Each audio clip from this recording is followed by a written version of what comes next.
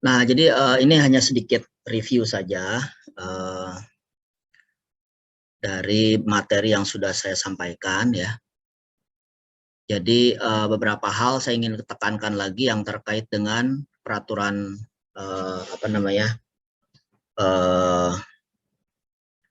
peraturan pemerintah tentang keamanan pangan ya.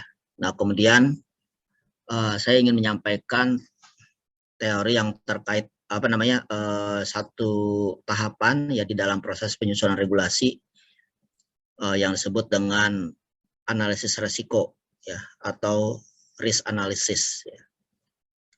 Itu sedikit saja supaya kalian mengetahui sebetulnya prosedur dalam membuat suatu peraturan seperti apa gitu ya. Ini kenapa perlu saya sampaikan ya, karena di antara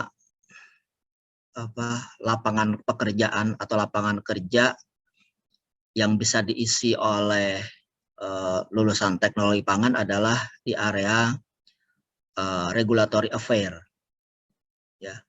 Jadi bagian regulasi dan regulatory affair itu diantaranya adalah banyak terlibat di dalam diskusi-diskusi di dalam penyusunan suatu regulasi. Baik itu posisinya yang bekerja di pemerintahan ya maupun yang bekerja di industri. Itu terjadi proses diskusi ya yang melibatkan personil yang bekerja di bagian regulatori. Ya, jadi itu penting saya sampaikan ya, karena itulah bagian yang nanti kalian mungkin hadapi ya, terutama yang nanti memilih pekerjaan di bidang regulatory affair. Ini informasi ini menjadi penting. Nah, nanti dalam waktu 2 jam ini ya saya akan minta beberapa kelompok saja sebagai sampel ya, sebelum nanti kalian masuk diskusi lagi di dalam kelompok untuk menajamkan, terutama mulai mengidentifikasi peraturan-peraturan teknis.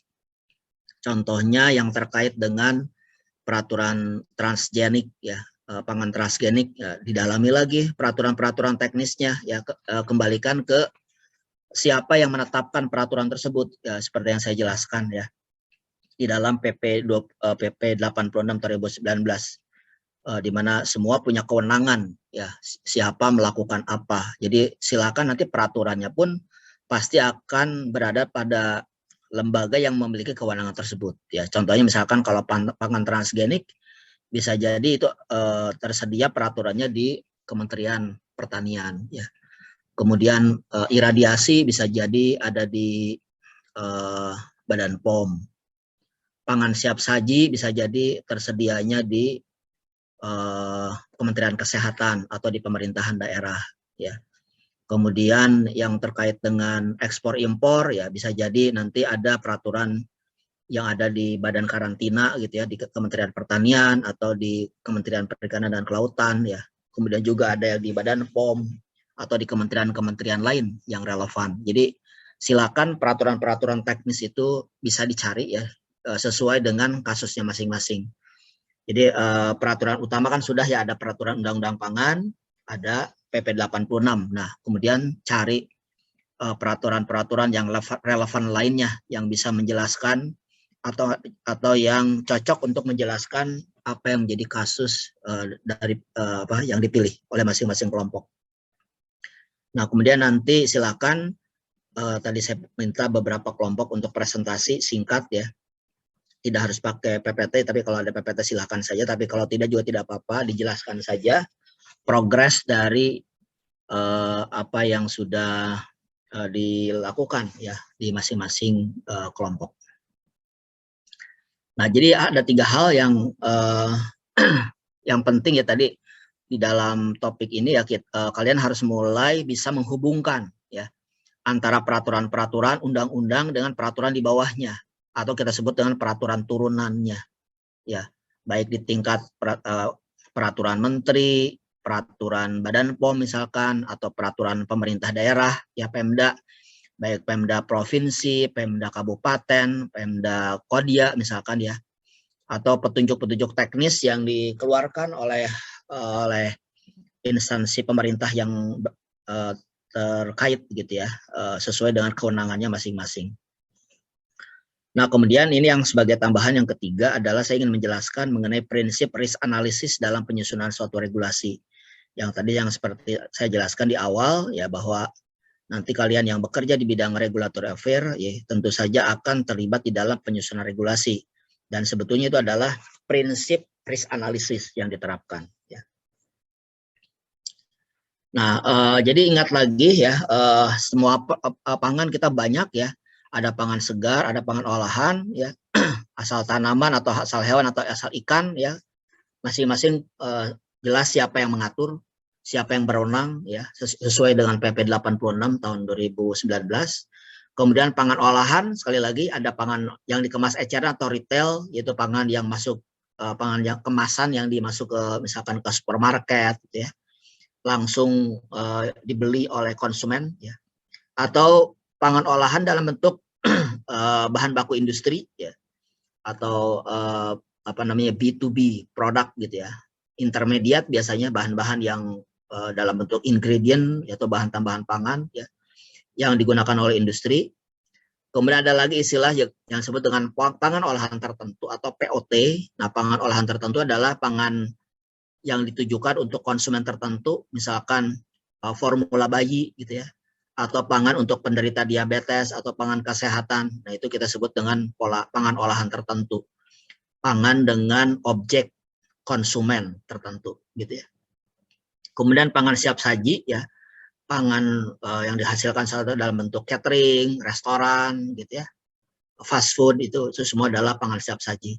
Kemudian bahan tambahan pangan ya, itu pun termasuk bahan pangan. Nah, kemudian ingat lagi di sini berdasarkan PP 86 tahun 2019 ya, pengawasan keamanan pangan itu terdistribusi di kementerian atau badan atau pemerintah daerah sesuai dengan kewenangannya ya. Contohnya misalkan Kementerian Pertanian, Perikanan, Kelautan, Kesehatan, Perindustrian, ya perdagangan, agama, semua berperan di dalam pengelolaan pangan ya, sesuai dengan kewenangannya masing-masing ya. Contohnya adalah Kementerian Agama, apa perannya? Ya tentu saja itu terkait misalkan tentang pangan halal gitu ya.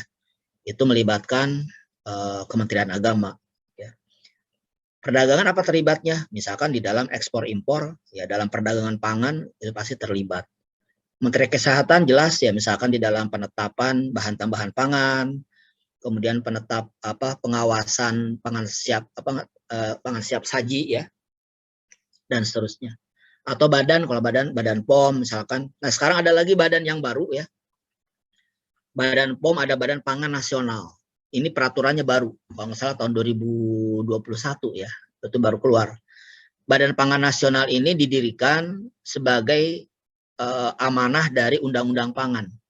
Karena di dalam Undang-Undang Pangan ya ditetapkan bahwa harus didirikan disebut dengan Badan Pangan Nasional. Terus apa bedanya dengan Badan POM? Jadi kalau Badan POM itu mengurusi sekali lagi adalah pangan olahan yang dikemas, eceran ya, pangan yang diolah, jadi produk-produk retail ya. Makanya mengurusi misalkan perizinan MD, ML gitu ya. Itu adalah kewenangannya. Jadi Badan POM sendiri di dalam proses pre-harvest ya, market ya, dia yang ditangani adalah pangan olahan eceran, kecuali nanti di dalam post harvest, post marketnya ya. Jadi setelah berada di pasar, Badan POM diberikan kewenangan untuk melakukan pengawasan bukan hanya pangan eceran, tetapi juga pangan-pangan lainnya, termasuk pangan segar, yaitu diberikan kewenangan untuk melakukan pengawasan. Nah, terus apa bedanya dengan Badan Pangan Nasional? Jadi kalau Badan Pangan Nasional, kalau kalian baca ya di peraturannya, silakan diakses ya, dimasukkan ke Google, itu Badan Pangan Nasional itu apa. Tapi pada intinya Badan Pangan Nasional ini adalah mengurusi pangan segar. Ya, pangan segar. Asal tanaman, asal hewan gitu ya. Karena berdasarkan Undang-Undang Pangan, kalau kalian baca di Undang-Undang Pangan, pangan segar yang dikemas ya. Jadi kan ada pangan olahan yang dikemas, ada juga pangan segar yang dikemas. Contohnya apa? Beras. Itu ada yang dikemas. Ya.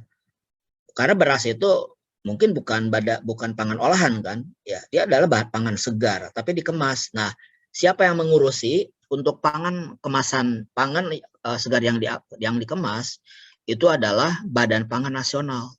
Nah, Badan Pangan Nasional ini saat ini masih berada di Kementerian Pertanian ya, sebagai satu badan baru gitu ya. Sekali lagi adalah sebagai perwujudan dari amanah yang ditetapkan di dalam Undang-Undang Pangan ya, berdiri itu ya.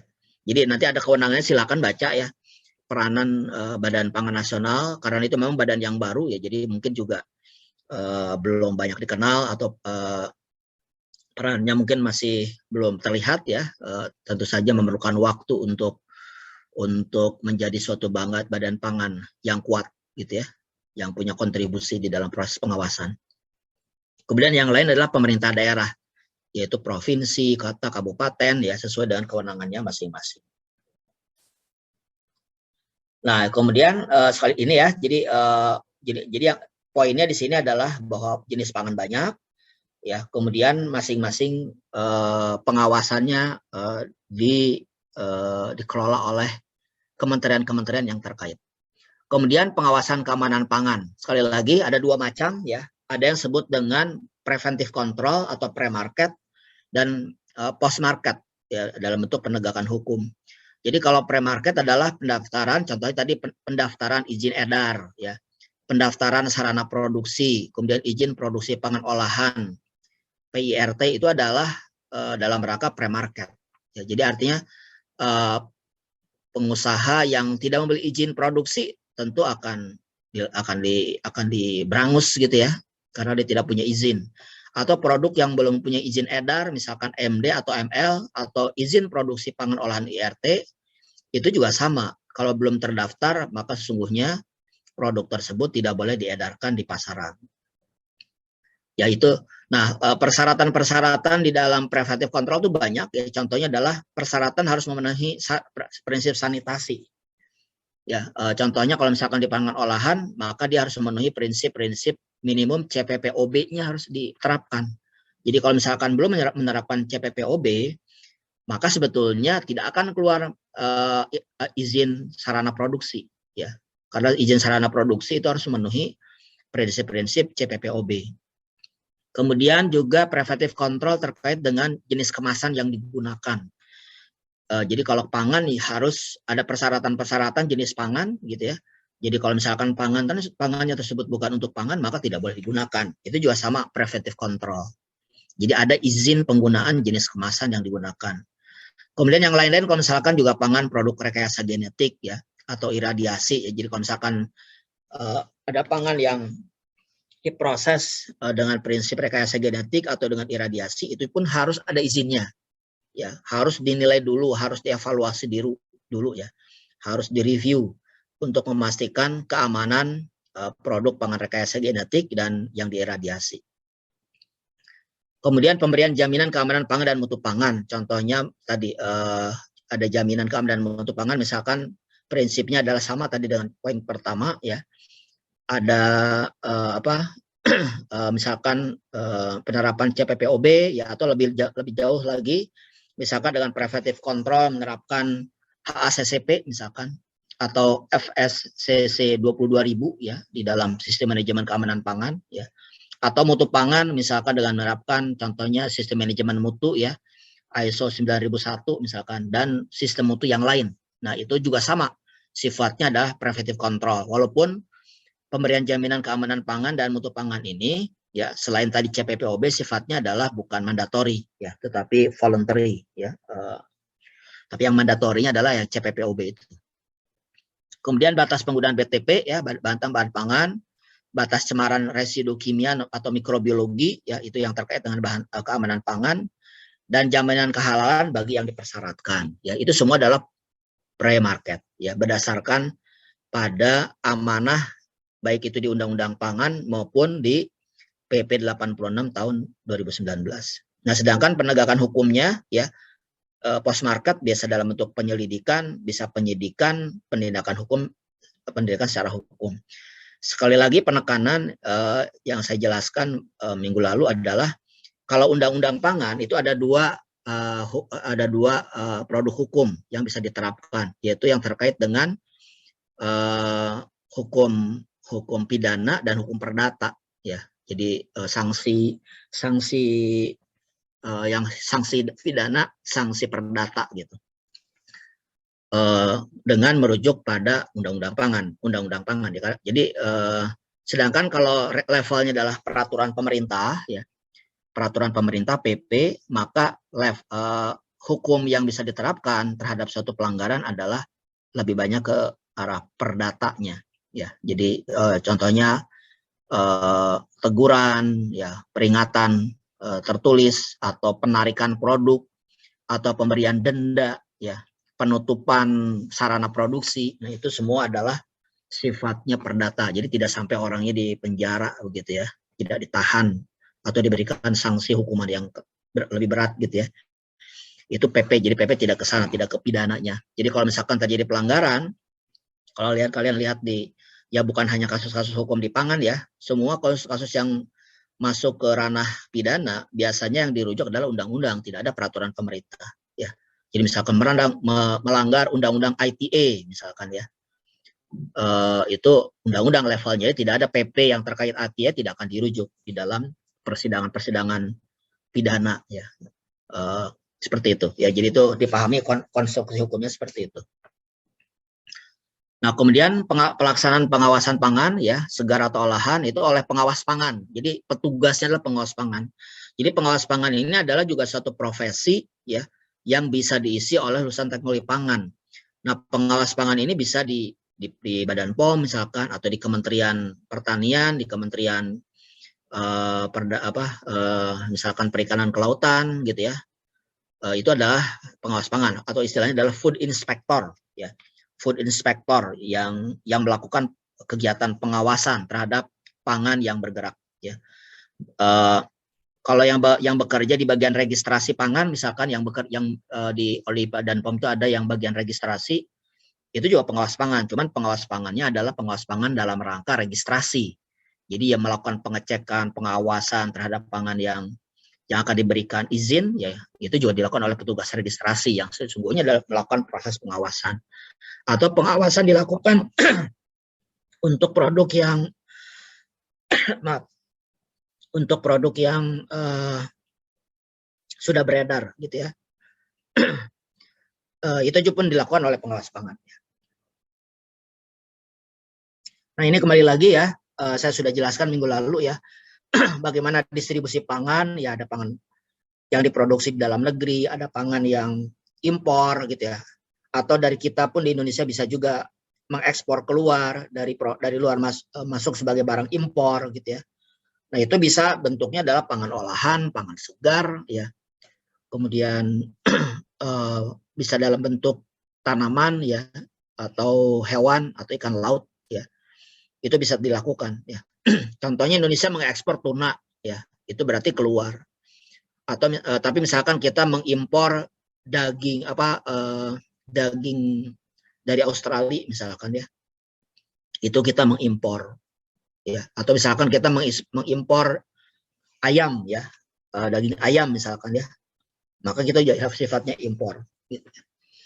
Atau kita menjual misalkan produk kelapa sawit, maka kita ekspor, ya. Jadi itu terjadi proses perdagangan yang lintas batas, yang pada intinya adalah terus ada proses distribusi, ya, ada proses, dan tentunya dalam setiap tahap ada proses pengawasan, ya, ada proses pengawasan dan harus ada regulasi-regulasi yang diterapkan, gitu, ya.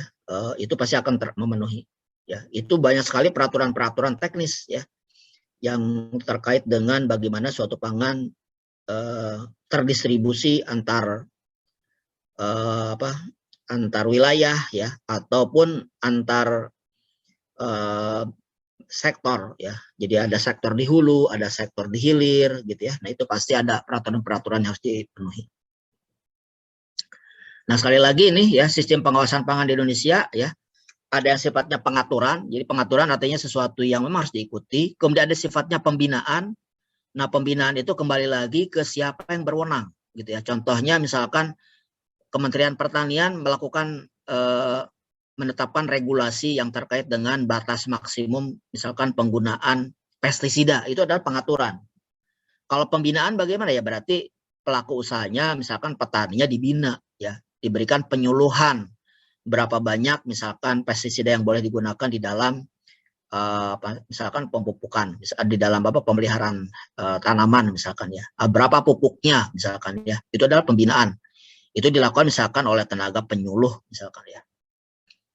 Pengawasan tentu saja maksudnya adalah bagaimana kalau misalkan pangan itu sudah beredar ya di luaran, misalkan kalau misalkan terjadi bagaimana kasus kalau suatu pangan misalkan dipalsukan, diberikan suatu tambahan tertentu yang berbahaya misalkan, itu pasti akan masuk ke proses pengawasan. Ya, jadi itu 3 hal ya, pengaturan, pembinaan, pengawasan, dan masing-masing jelas di dalam PP 86 siapa yang melakukan hal tersebut, gitu ya, seperti itu.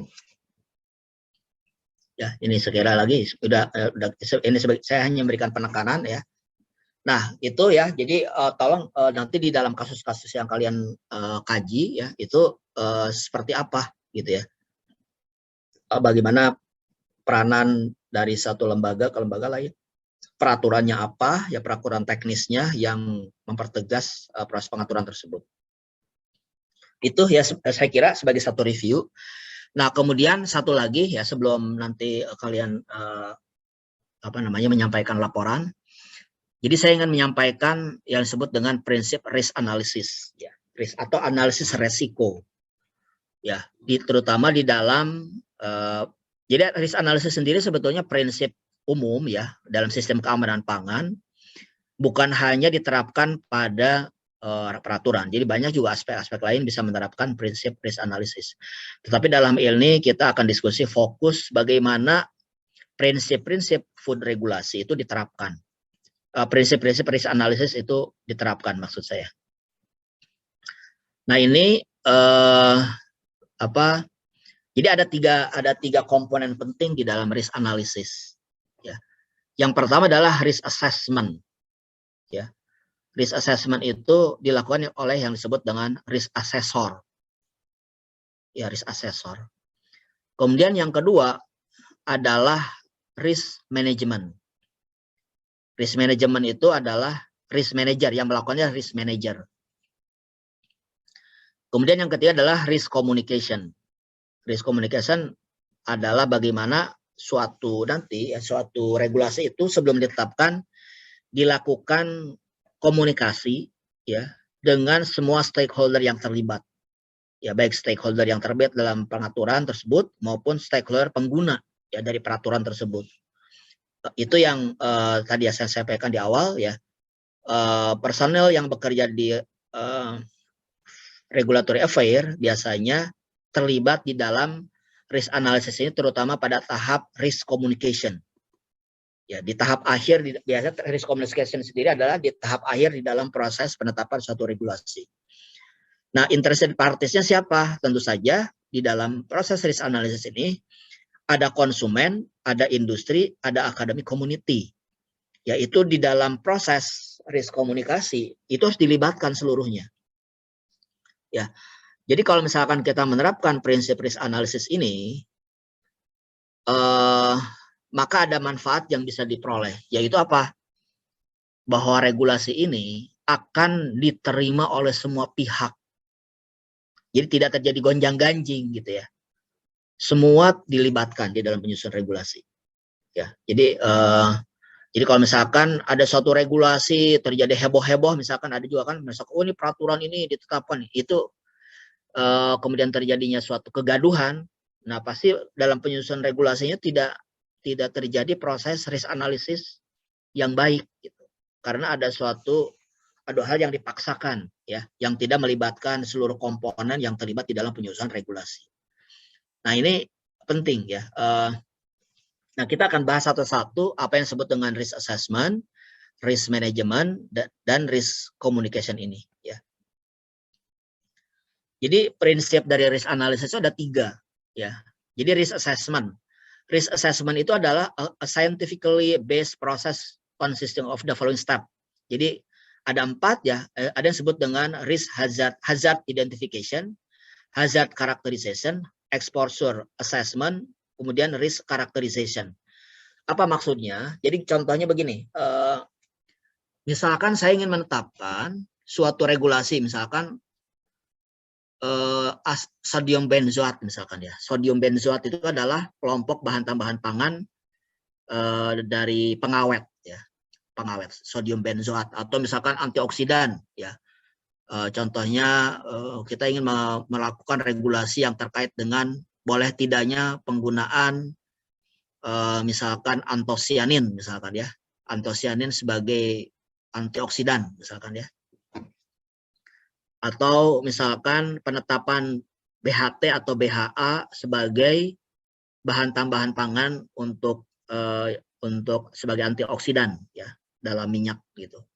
Nah, itu tuh bagaimana proses tersebut dinyatakan aman begitu. Itu kan harus dikaji dulu ya. Jadi misalkan siapa yang bisa memastikan bahwa sodium benzoat itu tidak berbahaya ketika dimasukkan ke dalam proses pengolahan pangan, itu harus dikaji dulu. Nah, yang dikaji itu harus diidentifikasi hazard yang disebut dengan bahayanya itu apa. Jadi kalau misalkan kita mengkonsumsi benzoat, itu ada potensi bahaya enggak? Gitu. Ya. Kemudian kalau ada potensi bahaya, bahayanya apa? Berarti hazard characterization. Ya. Seberapa bahaya komponen tersebut? Jadi potensi bahayanya apa? Ya. Kemudian bentuknya seperti apa bahayanya, kemudian pada konsentrasi berapa. Contohnya misalkan exposure assessment, itu misalkan bahaya itu kan sebenarnya tergantung kita sebut dengan konsentrasi ya. Jadi seberapa banyak orang itu mengkonsumsi sehingga level bahaya itu terjadi. Itu disebut dengan exposure assessment ya. Seberapa banyak sih orang terekspos dengan potensi bahaya terjadi. Misalkan contohnya benzoat, berapa banyak sih orang makan benzoat gitu kira-kira, atau di dalam produk pangan itu berapa banyak sih benzoat yang ditambahkan umumnya, dan pada konsentrasi tersebut seberapa bahaya gitu kira-kira begitu. Nah, kemudian dari situ risk characterization. Nah, sekarang dengan demikian maka kita ada resiko ya. Resikonya gimana? Jadi kalau misalkan itu terjadi, resikonya seperti apa? Nah, ini adalah yang disebut dengan risk assessment. Gitu ya. Risk assessment. Jadi sama juga misalkan tadi ketika kita menetapkan peraturan yang terkait dengan pangan transgenik misalkan, itu juga sama. Pangan transgenik ada nggak potensi bahaya? Bahayanya apa? Seberapa orang terekspos? Ya, kemudian bagaimana resikonya? Ya, itu dari sama juga iradiasi juga. Ya. Penggunaan kemasan pangan juga, misalkan ini kemasan pangan gitu ya. Ini kita misalkan mengusulkan suatu pengemasan pangan tertentu. Sama juga, ini kemasan punya potensi bahaya enggak? Kalau ada potensi bahaya, bahayanya apa? Seberapa banyak misalkan terekspos, atau misalkan ada nggak potensi migrasi ya? Migrasi dari kemasan yang kontak dengan produk pangan, seberapa terjadi migrasi misalkan. Ya. Kemudian resikonya seperti apa? Itu semua adalah risk assessment. Dan pendekatannya adalah scientifically based gitu. Jadi bukan berdasarkan pada suka atau tidak suka, bukan berdasarkan pada potensi perdagangan. Misalkan, oh ini banyak nih resource-nya di kita ya, kita produksi deh gitu ya. Nah, kemudian kita atur, nggak begitu. Jadi kajiannya adalah seberapa potensi bahaya itu terjadi. Itu risk assessment. Nah, siapa yang melakukan risk assessment? Itu yang melakukan tentu saja scientist gitu ya. Saintisnya yang mana? Bisa saintis di lembaga-lembaga penelitian ya, di Indonesia ada ya, misalkan BRIN ya. BRIN itu sekarang lembaga baru ya, lembaga yang menyatukan seluruh lembaga-lembaga penelitian yang ada di kementerian-kementerian masuk ke dalam BRIN ya. Nah, mereka bisa melakukan risk assessment tersebut, atau peneliti-peneliti di perguruan tinggi ya. Atau misalkan di lembaga-lembaga swasta, kalau misalkan terjadi memang di situ ada proses penelitian gitu ya, yang bisa menunjukkan hal tersebut ya.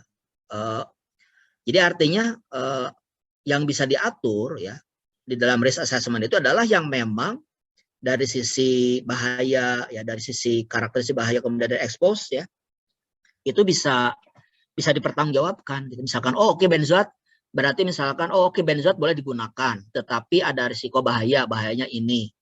Nah, risiko bahayanya terjadi pada konsentrasi berapa, sehingga nanti di dalam pengaturannya ya jangan lebih dari batas konsentrasi tersebut. Atau misalkan contoh yang lain, MSG gitu ya. Kenapa sih MSG dibolehkan?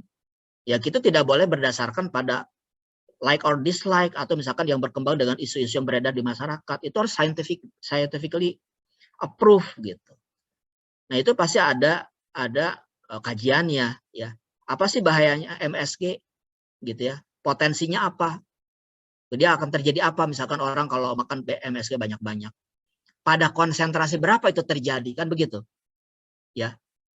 Kemudian resikonya apa? Nah, itu artinya dari situ maka kita bisa menetapkan, oh oke, berarti misalkan MSG boleh digunakan dalam pangan dengan batas tertentu yang sampai pada level dia itu tidak berbahaya bagi tubuh. Ya, itu risk assessment, kajian-kajian saintifik gitu ya.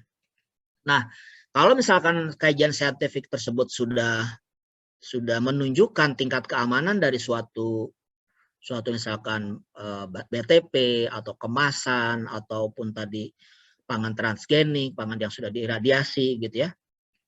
Kalau misalkan sudah kita peroleh data tersebut, tingkat keamanannya, maka mulai dibuat suatu regulasi. Itu yang masuk ke dalam tahap berikutnya disebut dengan risk management. Ya. Nah, risk management ini distinct ya from risk assessment, ya. Jadi dia lebih banyak mempertimbangkan adalah weighing policy alternatif. Jadi dia melakukan pengaturan. Jadi misalkan MSG boleh digunakan misalkan ya, atau benzoat boleh digunakan pada produk-produk tertentu, misalkan pemanis buatan boleh digunakan tapi khusus untuk produk-produk olahan tertentu, misalkan pangan buah untuk untuk penderita diabetes misalkan, tapi tidak boleh masuk ke pangan-pangan untuk anak-anak misalkan. Itu adalah weighing policy alternatif gitu ya. Jadi diatur ini boleh siapa. Kalau dibolehkan bukan berarti dibolehkan untuk seluruhnya. Ya, karena semua harus mengacu pada peraturan-peraturan karakteristik dari produk tersebut gitu ya. Nah, tentu saja risk management ini harus mempertimbangkan risk assessment, hasil dari risk assessment and other relevant factor ya yang bisa mempengaruhi pada kesehatan konsumen ya, atau misalkan perdagangan yang praktis fair trade ya. Jadi itu risk management. Jadi kalau berarti yang melakukan risk management ini adalah pemerintah. Contohnya misalkan tadi ada peraturan-peraturan teknis, misalkan peraturan yang terkait dengan bahan tambahan pangan, peraturan yang terkait dengan cemaran mikrobiologi, batas cemaran mikrobiologi, kemudian cemaran peraturan tentang kemasan pangan yang boleh digunakan misalkan ya. Itu adalah peraturan ditetapkan oleh pemerintah, baik itu levelnya peraturan menteri, peraturan badan POM gitu ya. Maka itu levelnya adalah risk management. Jadi secara prinsip harusnya risk assessment dan risk management itu harus terpisah, tidak boleh risk assessment juga sebagai risk management gitu ya. Jadi artinya orang yang melakukan penelitian itu harus independen gitu. Dia tidak boleh diintervensi oleh kepentingan. Jadi artinya dia punya sikap saintifik yang yang tidak bisa dipengaruhi gitu ya. Dan hasilnya itu digunakan oleh risk manager atau pemerintah untuk menyusun regulasi untuk tahap berikutnya gitu ya. Itu nanti dari tahapan prosesnya akan keluar draft regulasi kan, pasti disusun misalkan draft peraturan Kepala Badan POM tentang bahan tambahan pangan, draft peraturan Badan POM tentang misalkan cemaran mikrobiologi gitu ya. Itu draftnya. Kenapa masih draft? Nah, draft yang sudah dihasilkan tersebut itu harus dikomunikasikan dulu, diinformasikan dulu ke publik, terutama pihak-pihak yang langsung bersentuhan dengan regulasi tersebut. Contohnya misalkan draft peraturan bahan tambahan pangan. Nah, siapa pengguna bahan tambahan pangan tersebut? Yang jelas pengguna bahan tambahan pangan yang akan ditetapkan itu adalah industri pangan. gitu. Dia yang akan menggunakan, ya. Misalkan peraturan benzoat. Nah, benzoat misalkan industri roti pakai benzoat, dia akan concern di situ. Berapa benzoat yang boleh digunakan dalam produknya, dalam produk roti tersebut, gitu. Konsentrasinya berapa, batas maksimumnya berapa. Itu akan keluar di dalam risk management. Tetapi harus juga mempertimbangkan apa yang menjadi concern industri. Jangan sampai gini, jangan sampai misalkan ketika ditetapkan oleh pemerintah itu tidak bisa diterapkan oleh industri. Misalkan contohnya misalkan gini, dia boleh digunakan benzoat gitu ya, tapi misalkan maksimum 50 ppm gitu ya. Nah, ketika ditanyakan ke industri, maksimum 50 ppm efektif tidak untuk menghambat fungsi sebagai antimikroba. Ternyata menurut industri nggak masuk itu, kalau 50 ppm nggak akan punya fungsi apa-apa. Minimum berapa? Harus minimum 75 ppm gitu. Baru punya fungsi. Ya, nah itu adalah proses komunikasi. Ya. Jadi itu didiskusikan dulu, dibahas dulu. Ya, sehingga ketika sudah menjadi draft dan keluar menjadi satu regulasi, maka itu akan memerlukan proses yang panjang, cukup lama di situ ya, sampai semua stakeholder menyetujuinya. Itu adalah stakeholder, contohnya adalah di industri. Ada lagi nggak misalkan stakeholder lain yang terkait dengan bahan tambahan pangan? Ada. Siapa? Ya konsumen pasti, ya kan? Konsumen adalah pengguna bahan, maka dia yang masuk ke dalam tubuhnya kan, ya. Dia yang akan mengkonsumsi, berarti dia adalah stakeholder utama. Berarti juga konsumen harus tahu, ya. Misalkan siapa ya konsumen yang mewakili, misalkan Yayasan Lembaga Konsumen Indonesia gitu, LSM itu kan mewakili masyarakat. Nah, biasanya di dalam proses risk komunikasi juga masyarakat dilibatkan gitu ya, dengan dalam proses diskusi, melibatkan orang-orang di lembaga-lembaga non government gitu ya. Ditanya juga, pasti kalau konsumen ya inginnya ya serendah-rendahnya misalkan penggunaan BTP. Kalau bisa tidak ada digunakan. Nah, itu harus ada proses kompromi. Ya, industri punya permasalahan, konsumen juga punya concern, dan kemudian government harus menetapkan. Maka terjadilah proses komunikasi, termasuk terjadi proses kesepakatan ya, dengan tentu saja tidak mengorbankan hasil risk assessment gitu ya. Itu seperti itu ya. Contohnya misalkan gini, supaya realnya ya, supaya dapat real gambaran. Misalkan saya ingin menetapkan ingin menetapkan contohnya tadi misalkan benzoat. Berapa sih kandungan benzoat pada roti gitu ya. Berarti kan harus memperlihatkan berapa sih expose benzoat melalui roti gitu kan. Ya. Nah, sekarang yang harus dipertimbangkan adalah ya kira-kira orang Indonesia makan roti itu berapa banyak sih? Gitu ya. Karena yang terekspos ke dalam tubuh kita kan tergantung berapa yang kita konsumsi. Ya kan? Jadi misalkan nggak ada datanya gitu ya, nggak ada datanya berapa orang Indonesia makan roti, mungkin masih sedikit.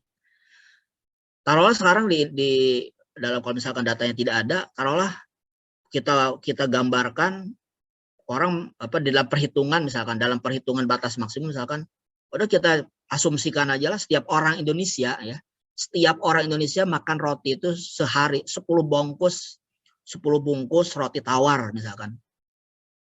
Paham nggak? Ya, jadi misalkan kita asumsikan setiap orang makan roti tiap hari dengan 10 lah, misalkan 5 bungkus roti tawar. Kira-kira ada nggak orang yang makan roti tawar itu 5 bungkus sehari? Rasanya nggak ada ya. Mungkin juga cuma 2 potong, 3 potong ya. Tapi kita asumsikan seperti itu. Berarti kan eksposnya jadi tinggi tuh. Ya kan? Nah, ekspos yang tinggi itu kira-kira kalau dimasukkan ke dalam batas maksimum itu jadi berapa gitu. Ya. Jadi keluar nanti batas maksimum penggunaan benzoat pada roti. Nah, itu pasti sudah mempertimbangkan exposure tadi. Jadi kita membuatnya dalam bentuk konsentrasi yang ekstrim kalau misalkan datanya belum punya. Ya itulah makanya ketika keluar angkanya, ketika misalkan berkomunikasi dengan industri, oh ini kalau dibagi dengan suatu batas keamanan ya, maka misalkan jadi kecil nih konsentrasinya. Jadi kok cuma dihitung 50 ppm. Nah, menurut industri nggak cukup 50 ppm itu, harus 100 ppm. Berarti kan masih ada space ya. Tadi kan kita mengasumsikan 5 bungkus roti, oke, ketinggian mungkin ya. Jadi misalkan oke, kalau kita misalkan kita asumsikan misalkan menjadi 3 bungkus roti, misalkan 3 bungkus roti sehari ya, roti tawar misalkan. Nah, jadi berapa tuh konsentrasinya? Berarti kalau konsumsinya kecil ya berarti kan expose-nya bisa naik sedikit gitu ya. Misalkan jadi 75 ppm misalkan berdasarkan permintaan industri gitu ya. Nah, pasti nanti konsumen komen, "Oh, dinaikin ya." Tapi kan semuanya berdasarkan pada ilmiah, fakta ilmiah gitu ya. Dengan menggunakan asumsi-asumsi yang sudah dilakukan. Itu contoh adalah diskusi-diskusi ketika suatu regulasi ditetapkan gitu ya. Jadi ada proses risk communication. Jadi artinya apa? Setelah melewati tahapan ini, maka semua jadi sepakat kan. Oke, pemerintah sepakat, industri sepakat, konsumen sepakat, keluarlah menjadi suatu aturan yang diikuti dan pasti tidak akan terjadi gejolak gitu. Semua karena apa? Karena semuanya sudah menerima ya, baik pengguna, baik konsumen, baik produsen dan pemerintah semua menerima gitu peraturan tersebut. Itulah prinsip risk analysis ya di dalam proses penyusunan suatu regulasi. Jadi sekali lagi peran lulusan teknologi pangan banyak di sana. Ini karena sangat teknis gitu ya. Orang-orang yang bergerak di R&D, orang-orang yang bergerak di regulatory affair itu akan sangat terlibat di dalam hal ini gitu ya. Karena pasti dia akan concern, saya bekerja di industri roti, pasti saya concern dengan berapa peraturan yang ditetapkan oleh pemerintah. Maka saya akan terlibat dalam diskusi tersebut ya. Apakah concern industri itu diperhatikan tersebut? Itulah peran pasti orang-orang yang sangat teknis. Dan dalam hal ini lulusan teknologi pangan pasti akan banyak terlibat. Jadi saya sering mengikuti kegiatan-kegiatan risk komunikasi ya. Nah, itu biasanya yang hadir di dalam risk komunikasi itu ya banyaknya alumni teknologi pangan gitu. Jadi kayak reunian aja orang-orang teknologi pangan IPB ngumpul di situ ya, mereka berdebat, dulu dosennya adalah yang ngajar ya. Karena dosen bisa jadi sebagai risk assessor gitu ya, atau membantu pemerintah sebagai dalam risk management. Ketemu di dalam satu forum ya bisa jadi ya, dulunya dosennya kemudian sekarang di industri ya bisa saling berdebat di situ ya. Tapi tentu saja berdebat yang secara sehat gitu ya. Semuanya adalah berdasarkan pada saintifik ya, bukan berdasarkan pada kepentingan-kepentingan yang lain ya. Itu contohnya ya. Jadi saya sekarang menjadi pengurus di GAPMI ya. GAPMI itu adalah Gabungan Pengusaha Makanan dan Minuman Indonesia, GAPMI ya. GAP, lihat di searching ya di Google ya, GAPMMI ya, GAPMI, Gabungan Pengusaha Makanan Minuman Indonesia ya. Nah, saya sekarang menjadi pengurus ya di GAPMI tersebut ya. Banyak sekali dengan orang-orang industri ya di GAPMI tersebut ya. Salah satu kegiatan-kegiatan yang diikuti oleh GAPMI adalah dalam kegiatan risk komunikasi. Ya banyak sekali kegiatan, hampir tiap hari komunikasi terjadi. Kementerian ini mengatur ini draftnya, ikut lagi terlibat. Kementerian ini menyusun draft peraturan, terlibat lagi semua gitu. Dan itu hampir tiap hari kegiatan-kegiatan tersebut. Karena banyak sekali kan yang saya katakan keterlibatan dari kementerian. Jadi misalkan Kementerian Perindustrian sedang menyusun peraturan tentang apa, Badan POM sedang menyusun peraturan tentang apa. Ya, dan sebagainya. Terutama peraturan-peraturan yang sifatnya teknis itu akan sangat banyak sekali ya, baik itu peraturan baru maupun peraturan-peraturan revisi ya. Saya barusan upload di LMS ada 3 peraturan baru, itu ada peraturan yang mohon dirujuk ya. Karena itu peraturan tahun 2021 dan 2022. Yaitu yang pertama adalah terkait dengan pelabelan klaim, pelabelan nilai gizi, itu terbit tahun 2021, itu baru peraturannya. Jadi nanti dalam PBL 2 kalian akan salah satunya tentang pelabelan ya. Itu pastikan gunakan peraturan yang baru yang merujuk pada peraturan 2021 ya.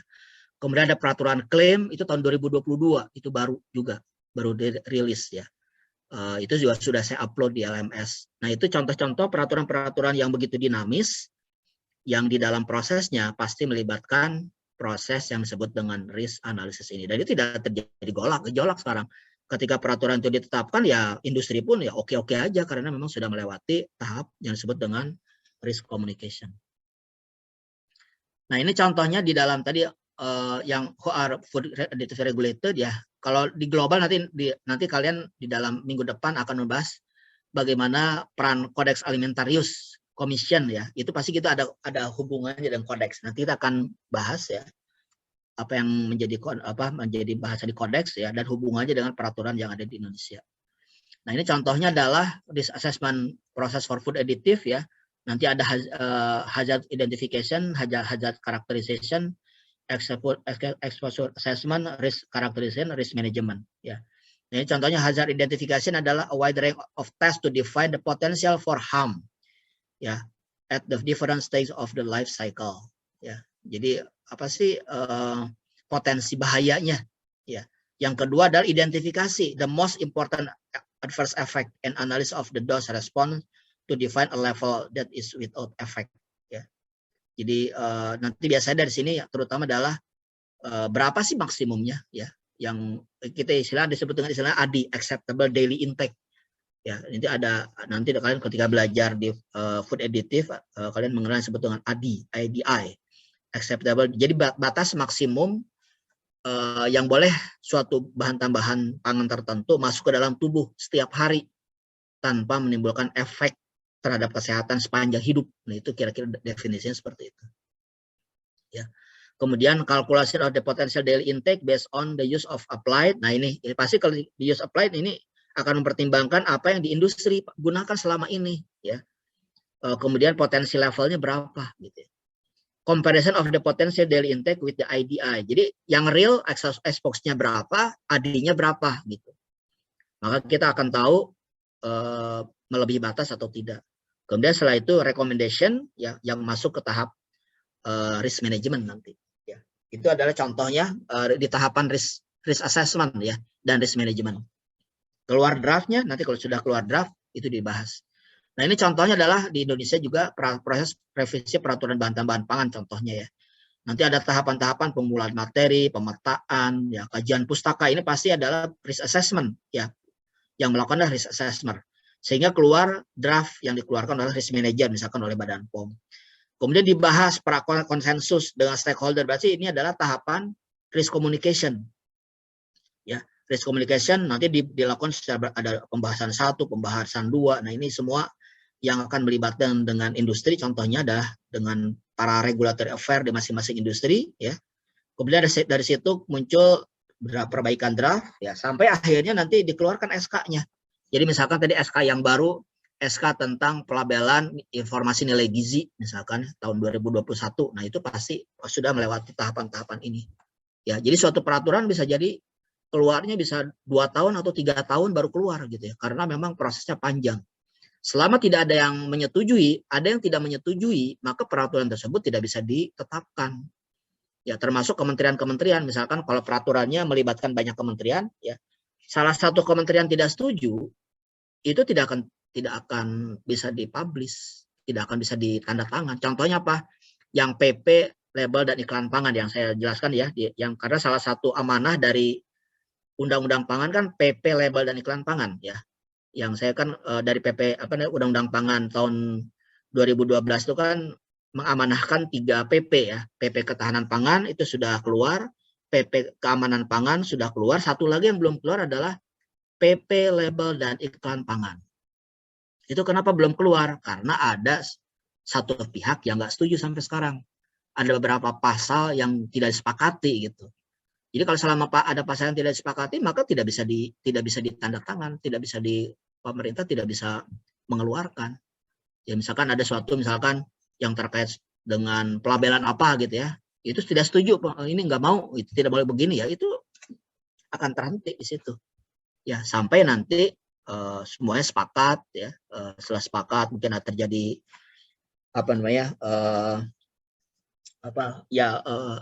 mana yang lebih baik ya, paling baik untuk semua pihak ya.